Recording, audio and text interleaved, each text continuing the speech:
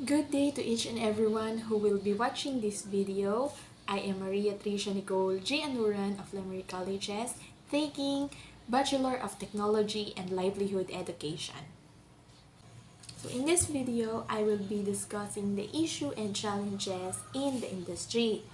So within the introduction of computer systems at work, one main issue raised is maintaining the computer system security and integrity.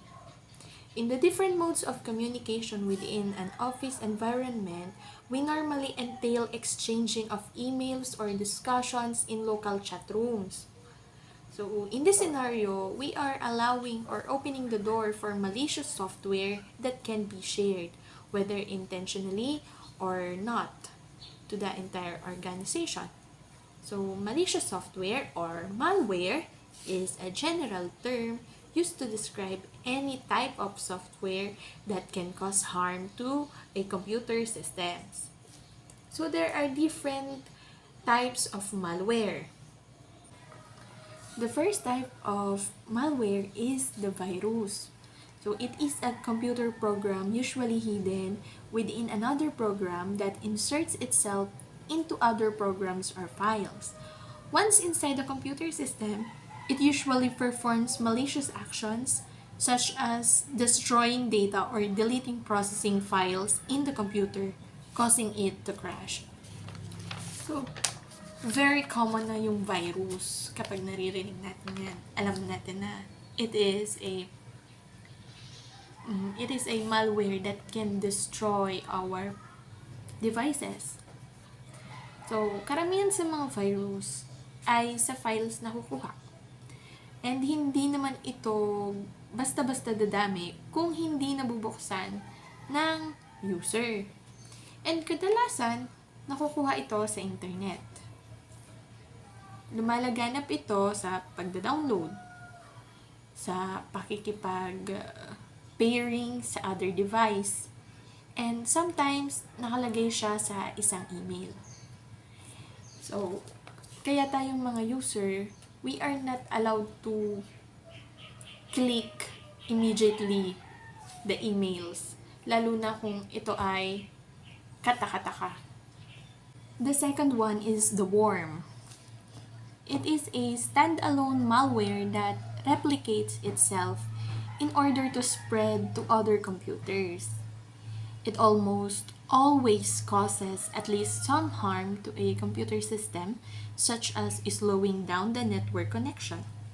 Compared to a virus, a worm causes less damage.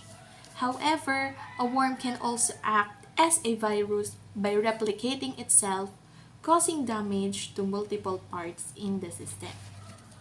So, ang worm, nakuha siya sa literal na worm, which is a self-replicating type of malware na kumakalat kahit walang ginagawa ang user. So, hindi nito kailangan ng taong magkocontrol sa kanya dahil kusa itong kumakalat at nagre-replicate sa system para sirain ang mga connected device, network, connected peripherals, or worst, ay yung buong system ang masisira. The third one is the Trojan. It refers to a malicious program which initially appears to be useful, routine, or interesting in order to persuade a victim to install it. Unlike computer viruses and worms, Trojans generally do not attempt to inject themselves into other files or otherwise propagate themselves. However, a Trojan may contain a virus or a worm, which, once opened, can cause damage to the computer. So, ang Trojan naman, sabi, hindi ito katulad ng viruses and worms. But, Trojan may contain a virus or a worm. So, ang Trojan, karaniwang binibigay or dinideliver sa mga target na system via email or sa mga infected websites na binibisita or browse ng mga users. So, hindi ito gaanong malala compare sa ibang malware dahil gagana lang naman ito kung ang user mismo ay inopen or in-execute ito. Ang mga Trojans ay yung mga karaniwang kinaiinisan. Like nung mga nagpa-pop up tab from a browser and says na ang device or computer nyo is infected ng virus and needed na linisin. So once na clinic nyo yung nag-pop up na tab, magsasuggest ito ng isang application na kailangan mo daw i-install. Yun yung Trojan. The fourth is the spyware. A spyware is a software that aims to gather information about an organization or a person without his or her knowledge. It may send particular information to another entity without the consumer's consent. Most advertising companies use this for marketing purposes. So, ang spyware naman, it is a type of malware which help hackers to spy the system, the computer, or even the people using it. So, ang mga ganitong klase ng malware ay maaaring gamitin sa mga keylogging or sa iba pang malicious things. So, through this, nakukuha ng mga hackers ang lahat ng gusto nila, or kung hindi man, ay yung mga personal informations ng users na pwedeng magamit sa pagbablockmail. An extension of this is another malware called adware. A more dangerous type of spyware is one that asserts control over a device without the user's knowledge, such as a keystroke logging or spy counts. So, sa adware naman, ito ay isang type ng malware na sinusubukang i-expose ang user sa mga unwanted and malicious advertising. So, this kind of ads are prone to destroy your device. Another thing about this malware is when the user is browsing to a website, i-redirect ka nito at dadalhin sa kamukhang website na nagbebenta or nagpro-promote ng mga kakaibang produkto. Since ang mga adware ay kadalasang nagpa-pop up sa mga browser, try to download an ad blocker para maiwasan nyo ito. The fifth one is the ransomware. So, it is type of malware that can block access to a victim's data. The hacker uses his or her technical knowledge or skills to gain unauthorized access to data or systems. The hacker also threatens the victim that specific data will be deleted, for example, until a ransom is paid.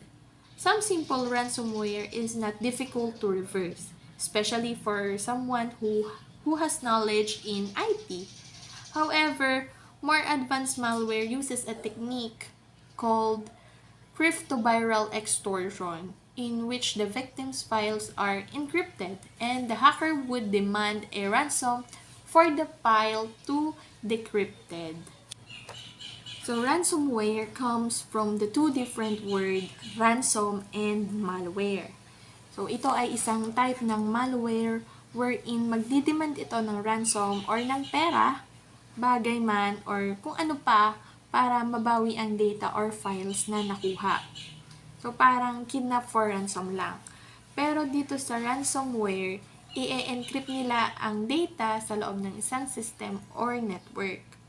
Pero hindi mo ito ma-access dahil ito nga ay encrypted. Kapag hindi mo ito nabayaran, lahat ng files mo ay pwedeng ma-delete. So, kadalasan sa ransomware ay isang Trojan malware na ikinakalat through social engineering. So, the worst in this type of malware is kahit bayaran mo pa yung ransom, hindi pa rin nila binibigay or dinidelete pa rin nila ang mga encrypted na files. So, yung iba, pineperahan lang talaga ang isang company kadalasan. One of the most recent malware attack, which has hit almost 74 countries, affecting several industries worldwide, was the ransomware WannaCry. So, yung WannaCry ransomware, it is an example of crypto ransomware. A type of malicious software used by cyber criminals to extort money.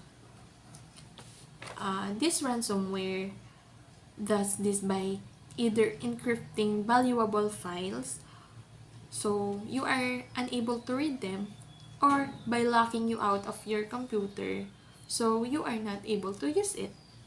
So ang crypto ransomware, this is a ransomware that uses encryption. So inilalak nila or nilalagyan nila ng security yung files mo para hindi mo siya ma-access.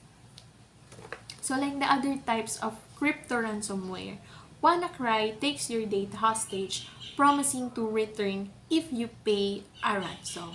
So the WannaCry ransomware attack was a global epidemic that took place in May 2017. So grabe, almost 300,000 yung naapektuhan ng WannaCry ransomware. So tinuring siyang epidemya dahil sa dami ng nabiktima.